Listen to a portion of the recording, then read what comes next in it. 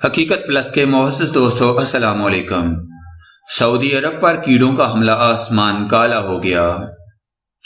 سعودی عرب پر گزشتہ دنوں اتنی بڑی تعداد میں کیڑوں نے حملہ کر دیا کہ آسمان ہی سیاہ ہو گیا اور آبادیوں پر اندھیرا چھا گیا۔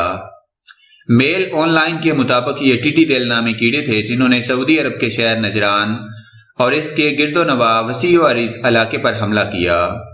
ماہرین کا کہنا ہے کہ اس حملے میں 8 کروڑ سے زائد ٹڈی دل علاقے پر حملہ آور ہوئے اور جب یہ زمین پر آ کر بیٹھے تو زمین ہی ان میں ڈھک گئی۔